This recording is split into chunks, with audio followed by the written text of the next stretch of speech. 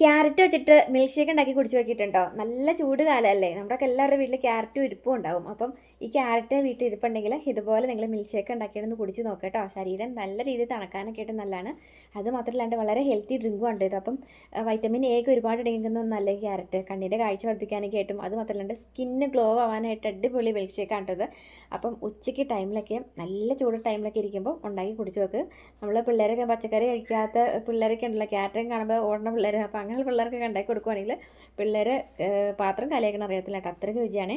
അപ്പോൾ ഈ ക്യാരറ്റ് ഒന്ന് തൊലി കളഞ്ഞ് ചീമ്പി എടുത്തിട്ട് വട്ടം നുറുക്കിയിട്ടിട്ട് മിക്സിയുടെ അല്ല, കുക്കറിൻ്റെ ഉള്ളിലേക്ക് ഒരു മുക്കാൽ ഗ്ലാസ്സോളം വെള്ളം എടുത്ത് വെച്ചിട്ട് വേവിക്കണം കേട്ടോ. വേവിച്ചെടുത്തിട്ട് അടിക്കുമ്പോഴാണ് ഒരു പ്രത്യേക രുചിയാണ് കേട്ടോ ഇത്. അപ്പം ഒന്ന് ഞാനിപ്പോൾ ഒരു നാലോളം വിസിലടുപ്പിച്ചിട്ട് ഒന്ന് വേവിച്ചെടുത്തു. ഈ വേവിക്കുമ്പോൾ നമ്മൾ അതിനകത്ത് കിടക്കുന്ന വെള്ളം ഉണ്ടല്ലോ, ക്യാരറ്റ് വെന്ത വെള്ളം, ആ വെള്ളം കളയണ്ട കേട്ടോ. അപ്പോൾ ആ വെള്ളത്തെ പടി മിക്സിയുടെ ജാറിലേക്ക് ചൂടാറിയതിന് ശേഷം കൊട്ടുക കേട്ടോ. ചൂടിനോടെ കൊട്ടരുത്, ചൂടാറിയതിന് ശേഷം കൊട്ടുക. എന്നിട്ട് ഇതിലേക്ക് കട്ട പാൽ, അല്ലെങ്കിൽ നമ്മൾ വീട്ടിൽ തിളപ്പിച്ചാറി വെച്ചേക്കുന്ന പാലില്ലേ, അത് നല്ല തണുക്കനെ ഫ്രിഡ്ജിൽ വെച്ചിട്ട് നന്നായിട്ട് തണുപ്പിച്ചിട്ട് എടുത്ത് ഒഴിച്ചാലും മതി. അതല്ലെങ്കിൽ തിളപ്പിച്ചാറി വെച്ചേക്കുന്ന പാല് ഫ്രിഡ്ജിൽ വെച്ചിട്ട് കട്ടിയാക്കിയിട്ട് എടുത്തിട്ടാലും മതി.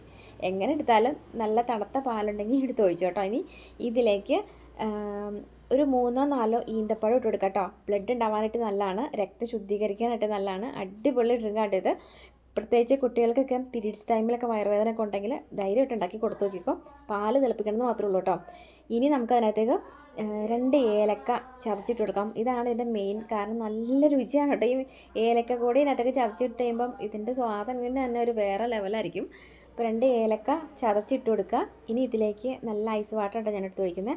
അപ്പോൾ ഈ കട്ടപ്പാൽ ഞാനിപ്പോൾ എടുത്ത് ഒഴിച്ചേക്കുന്നത് ഒരു ഫുള്ള് കട്ടപ്പാലില്ല, അര ലിറ്ററിൻ്റെ കട്ടപ്പാലിൻ്റെ പകുതി ഞാൻ ഇട്ടിട്ടുള്ളൂ.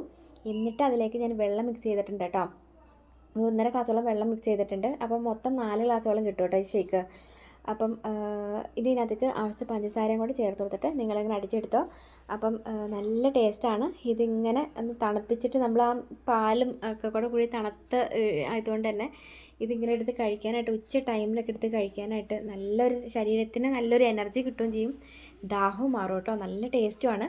എല്ലാവരും ഉണ്ടാക്കി നോക്ക്. അതായത് ഇതുപോലെ എടുത്തിട്ട് ഒഴിച്ചിട്ട് നമുക്ക് വിരുന്നുകാരൊക്കെ വരുമ്പം വേണമെങ്കിൽ ഒരു കാണാനൊക്കെ ലുക്കിന് വേണമെങ്കിൽ അതിൻ്റെ മുകളിലേക്ക് വേണമെങ്കിൽ കുറച്ച് ഐസ്ക്രീം ഇട്ട് കൊടുക്കാം.